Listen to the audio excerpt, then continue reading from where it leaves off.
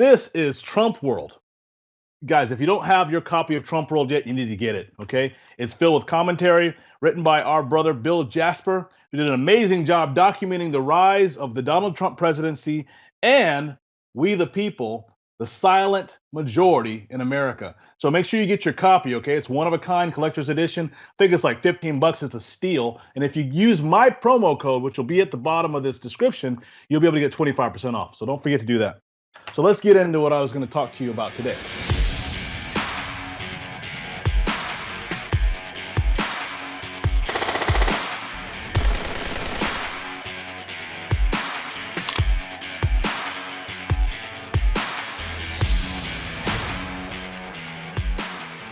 Welcome to 2A for Today. My name is Zoe, and I'm your host of 2A for Today. Today, I got a special treat for you. Lucretia Hughes. She's the owner, founder, and host of Fallback Productions. She's got a huge social media following. She is a dynamic speaker. I mean, she does a daily show. As a matter of fact, sometimes twice daily shows. She could probably just go all day. She's got that much energy and passion and love for our country. I want to introduce you guys to Lucretia Hughes. Lucretia, welcome to the show. Thank you so much for having me, Zoe. And my little apple cheekbones are probably just the beaming. Thank you so much. That was a great introduction. I really appreciate that. Absolutely. You know, I've been watching your numbers grow for the last several years. I remember back before I really was completely converted to conservatism, I was watching your shows. You helped me to transition into this constitutionalist firebrand that I am. I think I'm as far to the right as it gets, unless you're going to wage war on the government.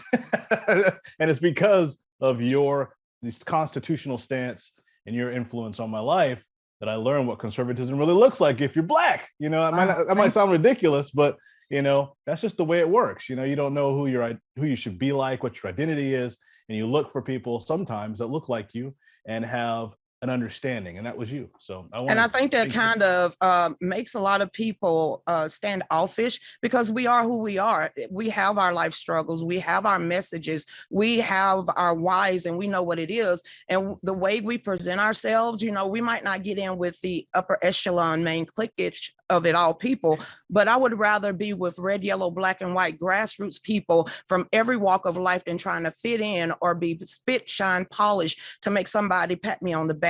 Just to know that that you was watching me when I didn't even think you was. I appreciate it, and that's what keeps us going. Is because I know someone out there is being touched. I just didn't know you was one of them, so I really appreciate it. Yeah, truly. I mean, it sounds like like I guess they call it shining, but I'm not. I'm letting you know that you enabled me to be myself. Like you gave me permission to go be me, because I was really trying to be something for, a bunch of people. You got to be a certain way to be considered Black. You got to be a certain way to be considered in the in crowd, whatever it is you're trying to fit in. But then I watch people being themselves fearlessly and being embraced by community. And I was like, that's the America I want to be in. This doesn't rub off. Our past doesn't rub off. Our story, our legacy never rubs off. We grow. So the people out there that is still stuck in the same mindset that they had 10 years ago, you have wasted 10 years of your life. So as you're growing on this journey we call life, you're either going to be stuck in that rut. You're going to continue a generational curse, or you're going to continue to grow to leave a legacy. And that is what I am trying to do, is to make sure I leave a legacy. At being the age of 47 with 4 grown children and 9 grandchildren right now, I know my whys, and having one of my sons and having a son murdered and no one said a thing. I'm tired of the no snitch rules. So it's to me, I'm over the social justice stuff, because you don't pick and choose when we are seeing it in every walk of life, and this division has to stop.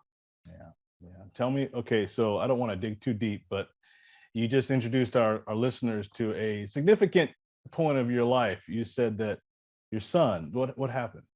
Well, my son, he was shot point blank in the back of the head. at a Domino's table and no one said a word because there's a no snitch rule. He was getting into some trouble in Georgia. So we decided to send him to North Carolina to live his life and get out of the situations and get off and around people that he was hanging with in this little small town. Well, I was proud because he did get up there and change his life. He opened up for T.I. He was a rapper. Y'all can find all this is public knowledge.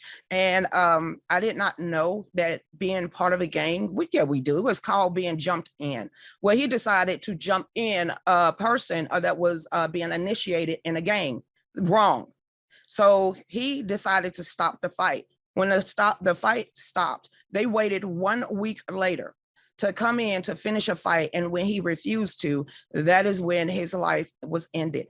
I do not blame an inanimate object. I blame a thug and a felon that should not been out there with that gun. If you cannot put up your dukes and fight like a real man, then you don't need to be in the streets at all. But that is something that happens not only in the Black community, but it happens in the Hispanic, it happens in the white community. So having 20,000 pieces of legislation at the federal level against our Second Amendment, when we have the right to have and keep and bear arms to protect ourselves against this lawless society that was brought on by the same pieces of legislation as legislators, I need to tell people what they really are going to lose if they give up their rights. You can look at the situation that happened yesterday with a 6-month-old being shot, free shot, driving in a backseat of his mama car. This needs to stop. Because instead of them really hindering the crime, you hearing defund the police, defund this, the inner cities, the big major cities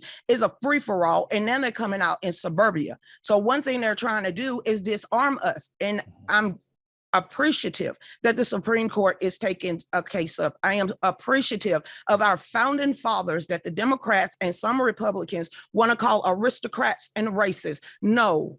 The NRA was founded for free Black slaves. The Republicans was helping the free Black slaves way back then. So all this division, it all leads back to them wanting to take away our civil liberties within the United States because they cannot take us over any other way. Yeah, it seems to me that, there are two major lies, two major fallacies. Number one is that, folly always displays itself. You don't have to even say it. You can see it. That's why we can make good memes on the right and the left can't meme at all. Because the folly is that we should defund the police, but then take our guns away so we can't defend ourselves. That's retarded. But that is what the powers at be have been whispering in the streets for a very long time. If you could take it back to George Bush Sr. when he said that the UN peacekeepers is the best thing since sliced bread. You had Omar parroting coming saying that we need to defund the popos or the police, but we need to bring in the UN peacekeepers. Why are we having war games on our own soil while the southern border is porous and we having all these criminals being let loose from the insane asylums? Something got to give. And instead of always trying to outlaw something that saves individual people from home invasions, from murder, from rape, from violence, then why don't you train them on the way they should go so they can protect themselves? Because there's not enough police to go around. And there's a lot of them that is defeated right now. We've had 5 million plus in 2019, violent assaults, robberies, and rapes. Our communities are so insecure. And I mean, all of them, especially the Black community. If you want to look at a community that, what does a community look like when Democrat policies are full bloom, when they come to fruit? You Baltimore, can look at the Black communities. Chicago, the squads, Brooklyn, the Bronx, Atlanta, Memphis, Houston. I could go on. New Orleans, St. Louis. I mean, the issue is that when you take away people's ability to come together and defend their community, our founders said it. This is kind of one of our mainstays on our show, is that our founders recognize the only way a community of free people can stay secure. They said the only thing necessary in the entire Constitution, not the president, not Congress, the only thing necessary was the militia for the security of a free community. Amen.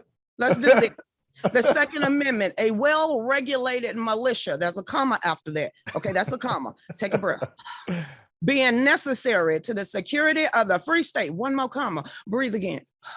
The right of the people to keep and bear arms, one more comma now, shall not be infringed. There's a period behind that. We don't need buts, ands, or run-on sentences. We need to stop it because our founding fathers gave us one of the most incredible things to protect us from the tyranny that's within. We're looking at Joe Biden administration right now. How are we going to combat that? From the shortage of the food line, from not having groceries on the shelves, from the lawlessness at the borders, to these undue burdens and everything. Look at what's going on in Canada. They're taking cues from us with this caravan. There's so much going on in the world, but they worried about our guns. I don't Federal get tyranny. It's because of tyranny. The people, like the Democrat Party, was the people who wanted to control other people in violation of their God-given liberty, right? I want to be able to control people. I want to use government to control people. I even want to put in a 3/5 clause. So I want to put in I want to get all our slaves to be able to vote. So the Republicans had to do a 3/5 clause because they were going to control them to make sure they voted the way they wanted. And they would have more representation in the Congress because they wanted to control everybody. And for everyone that keeps using that because they don't think that the Constitution speaks for them, stay back there in the past. While we got warriors right now fighting on the front line to tell you, stop with that.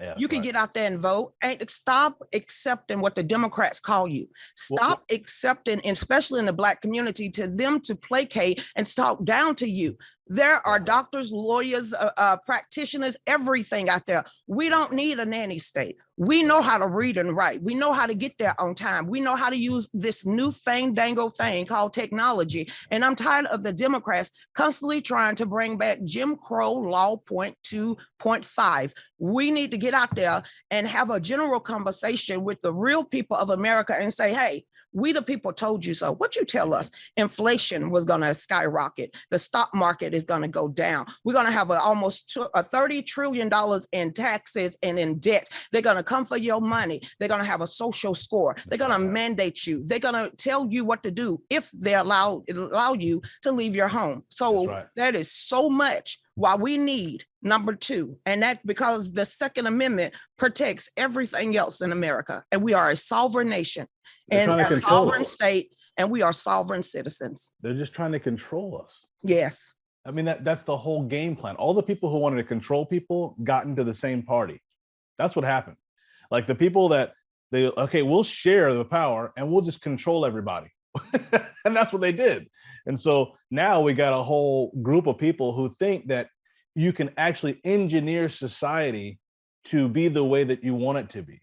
Oh, you're talking about Joe Biden and China, because China. We are swinging to the communist and a Marxist society faster than patriots can stand up and say the pledge if they're allowed. And the only way they can do that is through disarming us. Now, tell me a little bit about, because I believe we need to train everybody, like the entire unorganized militia from 18 to 45 should have some kind of system in place, even administrated by or paid for even by the state governments, to train the militia, the unorganized militia. There was no division between unorganized and organized with the founders. That's why our community is so insecure. We've dropped these nuggets, these beautiful jewels of wisdom. So tell me a little bit about your work with Girl and a Gun. Talk to me about what happened in DC. The CEO and founder, Deanna Mueller, she's one of the top-notch Olympic shooters in the world. It's a female organization. It's non-partisan. You have Democrats, independents, and Republicans alike.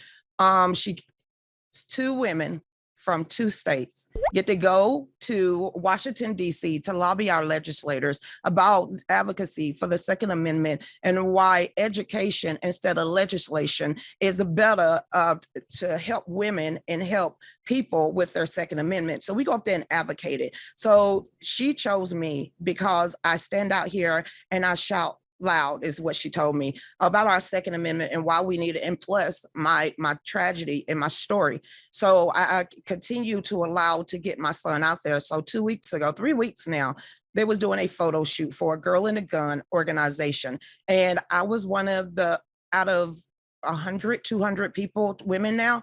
It was only 8 of us chose, and they chose me to go up there and do a video shoot and a documentary on a girl and a gun. So the DC project, I really appreciate all these women from every walk of life, red, yellow, black, white, gay, and straight, for them to come together and us to get together and be able to advocate the training, the safety of guns, and to get up there and be able to tell our story and put a face to it.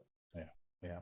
I think it's really important. That's the most important part of this whole mix, is that we get regulated. And by regulated, that meant trained. It didn't mean controlled, it meant trained. And so my hope is that every man and woman between, and I would say even go back to 16 to 45 years old, can have the training, even tactical training. What happens when the poop hits the fan? We're at the verge of a collapse. CCP boots are probably near our southern border. They're certainly in the ocean outside of our country right now. So the reality is, if we don't get prepared for the coming collapse, I think we are prepared. There's a lot of people. You remember they just said again, I call Barack Hussein Obama the top gun salesman of the world. I mean, there was more guns flying off the shelves. Recently, last year, if you look at the numbers from the ATF, there was more guns sold in 1 year time. People see it, the writing on the wall. The prepping is happening. People are protecting their family. They're stocking up on prescriptions and food. And you see it, we feel it. And I think a lot of people are on guard right now, because if it's not wars or rumors of wars, we see what's going on at our own borders. And I always tell people, if you do not believe what myself and Zoe have to say, you do your own research and wake your own self up. Yeah, so that's the reality. My heart is it could not just be that guns save us, because they can disarm us. You know, a CCP can come here with several hundred million people and not bat an eye, right? Because there's so many people in the country. So my heart is that hopefully everybody can, all the women that are watching the program, go check out Girl and a Gun. If you're into guys, go check it out. See what the girls are doing. You know what I'm saying? This is a world we live in, an egalitarian world we live in. And I would encourage male and female, children even, get trained how to operate tactically. If you need to know how to work in a fire team. You need to know how to work in a squad. You need to know about communications between your voting precincts, because if the poop hits the fan, you don't know your neighbor, you haven't been training with your friends and family. You're just on your own. You won't know who to trust. I can't believe we're depending on the police to save us. If you see paratroopers, it's a little bit too late. It's too late. The police have no obligation to protect anyone not in their custody. Nope.